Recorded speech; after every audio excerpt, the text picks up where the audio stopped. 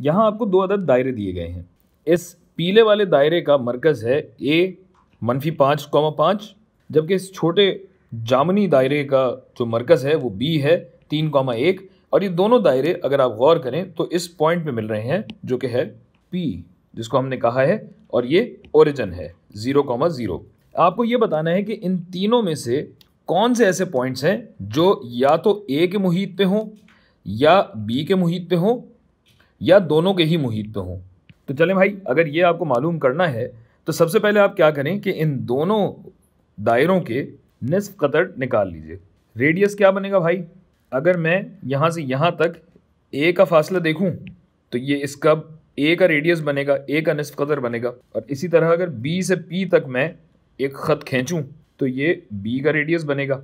तो चलिए सबसे पहले हम ये करते हैं कि हम रेडियस या ये निस्फ कतर निकाल लेते हैं कि कितने हैं। इसके लिए हम पाइथागोरस थ्योरम इस्तेमाल करते हैं। आप जानते हैं क्लास 8 से आप करते चले आ रहे हैं कि A का रेडियस अगर आपको निकालना है तो x1 माइनस x2 यानी -5 माइनस 0 जमा y1 माइनस y2 यानी 5 माइनस 0 दोनों स्क्वायर होंगे।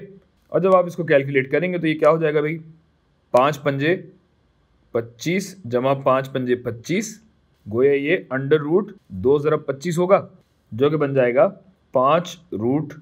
इसी तरह अगर आप B का रेडियस निकालें तो B का जो ये निस्फ कतर बनेगा वो बनेगा x1 माइनस x2 स्क्वायर जमा y1 माइनस y2 स्क्वायर जो कि होगा √3 का स्क्वायर होता है 9 जमा 1, यानी बहुत लंबा बना दिया इसे मैंने, ये बनेगा √।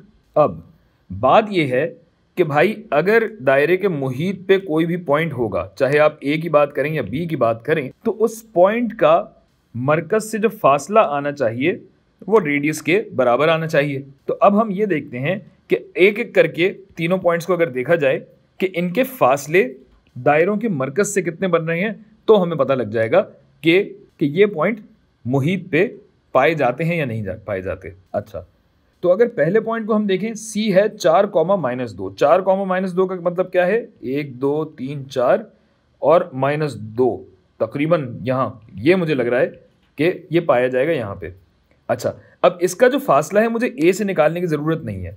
वजह कि 4,-2 की अगर मैं बात करूँ तो ये जो दायरा A है ये इस क्वाड्रेंट में या इस इलाके में आता ही नहीं है जहाँ पे C पाया जाएगा।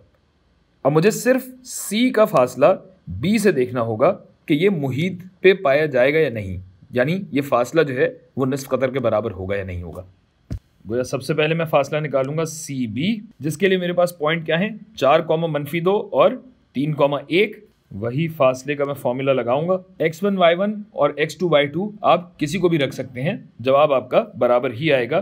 तो जनाब अगर मैं ये करता हूँ x1 माइनस x2 यानी 4 - 3 स्क्वायर जमा -2 - 1 का मुरब्बा, तो ये हो जाएगा √। 4 में से 3 गया 1, 1 का मुरब्बा होता है 1 जमा -2 - 1 होता है -3 जिसका स्क्वायर बनेगा 9 और ये आ गया √10।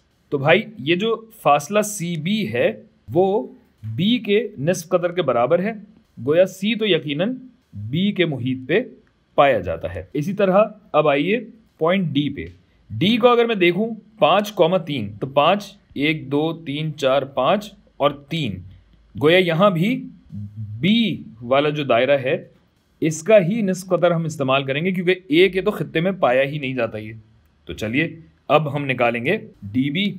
तो ये फासला क्या बनता है भाई? √5 - 3 का स्क्वायर जमा 3 - 1 का स्क्वायर जो कि होगा √5 में से 3 निकाला 2, 2 का स्क्वायर होता है 4 जमा 3 में से 1 निकाला 2, 2 का स्क्वायर भी होता है 4, तो ये बना √8। चले भाई, √8 का मतलब क्या है? √10 से तो ये कम ही है। गोया आपका जो पॉइंट D है वो तकरीबन 1 2 3 4 5 और 1 2 3 यहाँ कहीं पाया जाएगा। इसके लिए तो हमें कैलकुलेशन की भी ज़रूरत नहीं थी, मगर आपकी सहूलत और कंपनी की मशहूरी के लिए हमने ये कर दिया है। अच्छा जी, तो अब ये तो बातें हो गई। इसको अगर हम छोटा करते हैं और आते हैं अपने पॉइंट नंबर 3 पे। अच्छा, उस पर आने से पहले अपना जवाब तो लिख दें भाई। D जो है ये किसी भी दायरे के मुहीत पे नहीं पाया जाता। और अब अगर ई को देखें, ई क्या है, -2,8। एक्स में आप जाएंगे -2,8, यानी दायरा ए जो है उसके खित्ते में कहीं पे होगा, लिहाजा हम इसका मुआजना करेंगे आर ए के साथ। तो चलिए अब हम निकालते हैं ई ए। ये क्या होगा भाई, √-2 माइनस -5, यानी ये हो जाएगा +5 इसका स्क्वायर, जमा 8 + 5 का स्क्वायर। 5 में से 2 निकाला 3, 3 का स्क्वायर होता है 9, जमा 8 5 होता है 13, 13 का स्क्वायर होता है, अच्छा ये जमा नहीं होगा, ये माइनस होगा, y1 - y2 होता है। जज्बात में हम कुछ और ही लिख गए। 8 में से 5 निकाला आपने तो क्या बचा, 3 बचा, 3 का स्क्वायर होता है 9, गोया ये बनेगा √2 ज़रब 9, तो ये हो जाएगा 3√2, और 3√2 जो है वो 5√2 से कम होगा। गोया ये पॉइंट यहाँ कहीं पाया जाएगा, कहाँ, -2 और 8 तकरीबन यहाँ कहीं होगा।